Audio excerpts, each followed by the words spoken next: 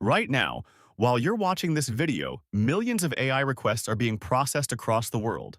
Every ChatGPT conversation, every Google search, every recommendation on Netflix, every video on TikTok. Behind all of them is a tiny piece of technology that almost nobody thinks about: the chip. Over the last 3 years, the AI revolution has transformed companies like NVIDIA into trillion-dollar giants and turned semiconductors into the most valuable resource in modern business. Governments are fighting over them. Companies are investing hundreds of billions to build them. Entire economies now depend on them. But here's the strange part. The company that once dominated the chip industry isn't leading this revolution anymore. In fact, 20 years ago, it was handed an opportunity that could have changed everything. Instead, it walked away. At the time, the decision looked perfectly reasonable. Today, it looks like one of the most expensive business mistakes ever made. Because that single decision didn't just change one company. It quietly changed Apple. It transformed ARM into the foundation of modern computing. It helped create TSMC's manufacturing empire, and ultimately laid the groundwork for today's AI boom. This isn't just the story of Intel. It's the story of how one business decision can reshape an entire industry for decades.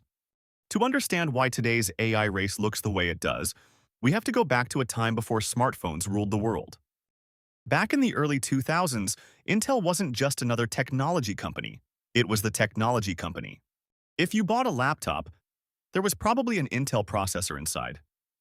If a business upgraded its computers, Intel made money. If universities built computer labs, Intel supplied the brains. The company's famous Intel Inside campaign had become one of the most successful marketing campaigns in history. For decades, Intel had built its empire on one simple philosophy: build the fastest processors, sell them at premium prices, earn massive profits. And honestly, it worked. The PC market kept growing, businesses kept upgrading, consumers wanted faster computers every few years. Intel had no reason to believe the formula would ever stop working. But innovation rarely asks for permission. While Intel was perfecting computers, another revolution was quietly taking shape: mobile phones.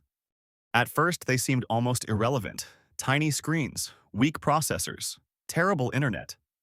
Most executives believed they would never replace real computers. Even inside Silicon Valley, smartphones were viewed as a side business, not the future. Then Apple started working on something completely different. It wasn't trying to build a better phone, it wanted to build a pocket computer, a device powerful enough to replace cameras, music players, GPS systems, and eventually, even laptops for many everyday tasks. There was just one problem. Apple needed a processor. Naturally, it approached the biggest chip company in the world, Intel. From Apple's perspective, the partnership made perfect sense. Intel had world-class engineers, state-of-the-art manufacturing, an unmatched reputation. But inside Intel, executives looked at the proposal very differently. The smartphone market was tiny. The expected profits looked disappointing. The chips would sell for far less than Intel's premium PC processors. To Intel, it wasn't just another project. It looked like a distraction from a business already making billions. And that's where one of the biggest lessons in business begins. Successful companies often become trapped by the very strategy that made them successful. Intel wasn't being arrogant. Its executives weren't incompetent. They simply measured the future using yesterday's numbers. From a financial perspective, rejecting Apple's proposal made complete sense. Why invest billions into a market that barely existed? Why risk your profitable business for products nobody could guarantee would succeed? On paper, Intel made the right decision. Reality had other plans. Because while Intel was protecting its profit margins, Apple was preparing to redefine personal computing forever. And waiting quietly in the background was a British company that almost nobody outside the tech industry had heard of. A company that didn't own giant factories, didn't manufacture processors, and yet would soon become one of the most influential businesses on Earth. That company was ARM. Intel believed its biggest strength was building the world's most powerful processors. ARM believed something entirely different. Instead of competing to manufacture chips, ARM focused on designing the blueprint. Think of it like architecture. ARM created the building plans. Companies like Apple, Qualcomm, Samsung, and MediaTek decided how to customize those plans. Then manufacturers like TSMC brought them to life. It was a business model almost nobody appreciated at the time. ARM didn't need billion-pound factories. It didn't need thousands of manufacturing engineers. Every time another company sold a processor based on ARM's architecture, ARM collected a royalty. The more successful its partners became, the stronger ARM became. It wasn't trying to win the race alone. It was building an entire ecosystem where everyone had a reason to succeed. And ecosystems are incredibly difficult to defeat. Apple quickly realized something that would separate it from nearly every other smartphone maker. If every company used the same processors, eventually every phone would begin to feel the same. Real differentiation wouldn't come from the hardware you bought. It would come from the hardware you designed. So Apple quietly began assembling one of the world's best silicon engineering teams. Year after year, it invested billions into designing processors specifically for its own products. This wasn't a project aimed at next year's iPhone. It was a long-term strategy to control every critical technology inside Apple's ecosystem. While competitors focused on adding more camera lenses or bigger batteries, Apple was building something far more valuable: independence. And that independence would eventually become one of the company's greatest competitive advantages. Meanwhile, another company was quietly preparing for its own rise: TSMC. At first glance, TSMC seemed like an ordinary manufacturer. But unlike Intel, it never tried to compete with its customers.